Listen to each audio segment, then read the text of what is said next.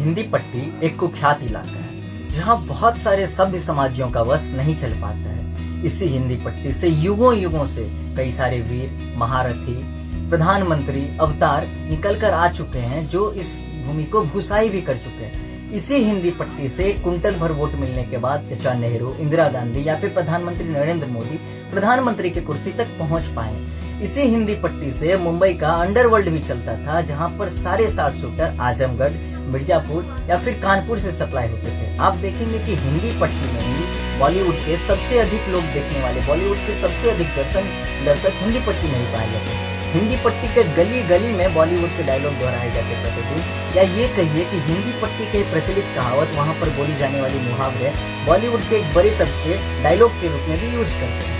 वर्षों हिंदी पट्टी का ही एक लाल सुशांत सिंह राजपूत मानसिक अवसाद से जन्म करते हुए ये जीवन की जंग हार गया और कल वो लाल पंचतत्व में विलीन हो गया। पुराने खबरों से जैसी खबरें आ रही है कि बॉलीवुड में एक पेशेवर गैंग द्वारा कई सालों से हिंदी पट्टी से जो नई प्रतिभाएं निकलती है, चमकते हुए लड़के लड़कियों की, वहाँ पर उपेक्षा की जाती है। हिंदी पट्टी का एक बड़ा तबका वहाँ पर आंखों में सपने संजाए मुंबई तो जाता है, लेकिन वहाँ से या तो पंचतत्व में विलीन होकर आता है या फिर चकला की शान बढ़ाते हुए आता है। वहाँ बॉलीवुड में बैठा हुआ एक पेशावर गैंग हिंदी पट्टी के लोगों को हिंदी फिल्म दिखाकर माल तो कमाना चाहते हैं, लेकिन साथ ही हिंदी पट्टी से नई प्रतिभाओं को कोई जगह नहीं देना चाहता। हिंदी पट्टी के लोगों को तिरस्कार और उपेक्षा करना उनकी मुख्य भूमिकाएं हैं। हम लोग पुराने खबरों से, पुरानी कहानियों में अगर हम लोग जाकर देखें तो हिंदी पट्टी के मनोज बाजपेयी, रितु चंद्रा, इरफान खान जैसे लोगों की उपेक्षाएं कई सालों तक होती रही। मनोज बाजपेयी तो फिर भी इस प्रतिभा के दौर में, इस प्रतियोगिता के दौर में अपने प्रतिभा के दौर पर टिक गए, लेकिन नीतू चंद्रा को उस खाई में धकेल दिया गया है। अंधकार के उस खाई में आज नीतू चंद्रा जा गिरी है जहां से वापस आना अब शायद असंभव सा दिख रहा है। इरफान खान का भी अगर आप इतिहास देखें तो उन्हें बॉलीवुड के पेशावर गैंग द्वारा इस कदर उपेक्षित की गई कि लगता है यही उपेक्षा उनके मन में कैंसर के रूप में घर कर गई और जिससे रणविजय का संग्राम लड़ते लड़ते वो आखिर में अपनी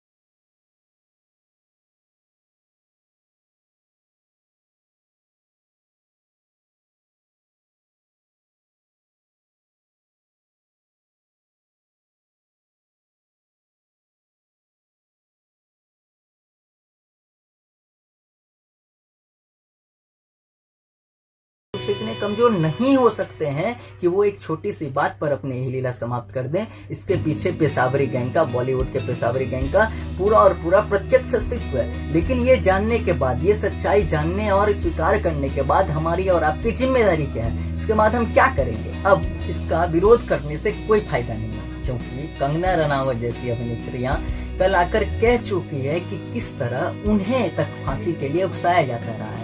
हमारे या आपके एक व्यक्ति के ट्विटर पर ट्रेंड करने से या एक दो दिन के विरोध से इन्हें कुछ फर्क पड़े, इनका कुछ कर पाए, इससे कहीं ज्यादा मोटी चमड़ी है इस पेशावर गैंग की। तो हमारा और आपका अब कर्तव्य क्या बनता है? हम सभी हिंदी पट्टी के लोग अपने राज्यों के उद्योगपतियों, सरकारों, जो बड़े बड़े व्यवसायी हैं, उनसे ये सवाल करें कि हमारे बच्चे, हमारी मिट्टी के लाल कब तक इन नर पिशाचों के अहंकार की बलि चढ़ते रहेंगे? कब तक हमारी मिट्टी से जन्मे हुए प्रतिभा मुंबई जाकर अपनी आंखों में सपने लिए मुंबई की यात्रा पर जाएंगे और वहां से पंचतत्व में विलीन होकर आएंगे या फिर चकलों की शान बढ़ाते हुए वहां पर पाए जाएंगे?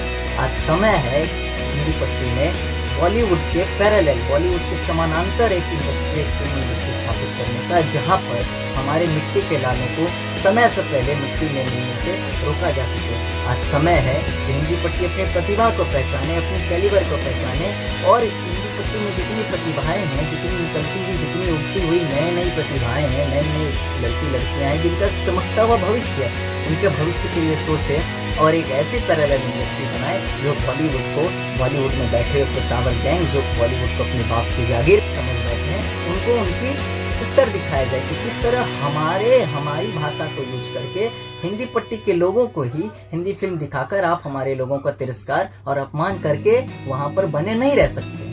और मैं जिस पैरेलल सिनेमा की बात कर रहा हूँ वो वास्तविक में हिंदी को सम्मान देने वाला हो, हिंदी पट्टी के एक बड़े तबके को रोजगार और प्रतिष्ठा देने में सक्षम हो, और जिस हिंदी पट्टी को जॉर्ज सोरास और बराक ओबामा सरीखे नेता नहीं हिला पाए, उनके सामने इन पेशावर गैंग की क्या औकात है। हमारे एक कदम से ये बॉलीवुड के पेशावर गैंग जमीन दोज हो जाएंगे। आज मैं आह्वान करता हूँ समस्त हिंदी पट्टी के मध्य प्रदेश, उत्तर प्रदेश, उत्तराखंड, हरियाणा, हिमाचल, छत्तीसगढ़, झारखंड, बिहार के सभी लोग सामने आए। साथ ही मैं तो पंजाब और दिल्ली के लोगों से भी आह्वान करना चाहूँगा, क्योंकि जिमी सेलगिल जैसे प्रतिभाओं की उपेक्षा आप देख चुके हैं। वही जिमी सेलगिल जो वेब सीरीज में अपना एक नाम कमा रहे हैं, अपनी एक स्तर स्थापित कर रहे हैं, उस जिमी सेलगिल की बॉलीवुड में क्या उपेक्षा की जा चुकी है ये हरियाणा और दिल्ली के लोग भी देख रहे होंगे, पंजाब के लोग। आप सभी मिलकर सामने आए।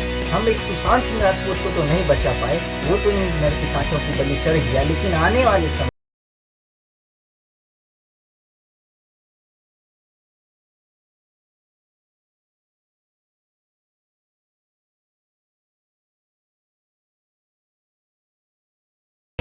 अपना योगदान। बहुत बहुत धन्यवाद।